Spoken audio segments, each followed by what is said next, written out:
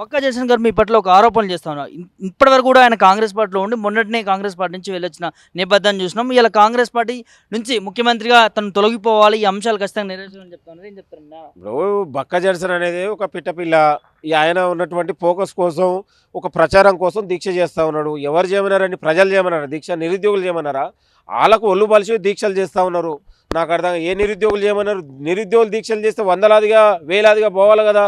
మరి ఎందుకు ఆ నిరుద్యోగుల ఆదరణ లేని వాళ్ళు ఇవాళ మొన్నగాక నిన్న అశోక్ చేసిండు. అశోక్ నిమ్మరసం అశోకే తాగిండు, విరమించుకుండు. వీళ్ళందరికీ నిరుద్యోగుల ఆదరణ లేని దీక్షలు ఇవి. ప్రజలు కోరుకోలేరు, నిరుద్యోగులు వాళ్ళకు ఒళ్ళు బలిచి తిన్నదరక దీక్షలు చేస్తున్నారు. ఎవరు చేసుకోమన్నాడండి వాళ్ళు దీక్షలు? ఒళ్ళు బలి దీక్ష చేస్తున్నారు. హాయిగా దీన్ని కూర్చోక ఎందుకయ్యా వాళ్ళకు? నాకు అర్థం ఎవడు నిరుద్యోగులు నేను అంటా ఉన్నాను.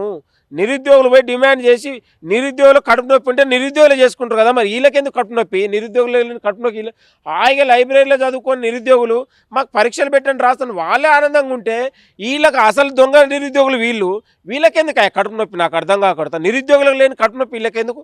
తలుపులు వేసుకొని దీక్షలు చేసి దొంగ దీక్షలు ఎవరు చేయమన్నారా? ఒళ్ళు బలిసి చేస్తూ ఉన్నారు వాళ్ళు. ఇంకోసారి ఎవరైనా దీక్షలు అంటే వాళ్ళని ఒళ్ళు చింతపండు చేయాలి నేను. ఇవన్నీ దొంగ దీక్షలకు ఒక ఏమంటారు, దాని విలువను దిగజారుతారు వీళ్ళు. కాబట్టి ఈ దొంగ దీక్షలు కావాలని ఎవరు నమ్మరు.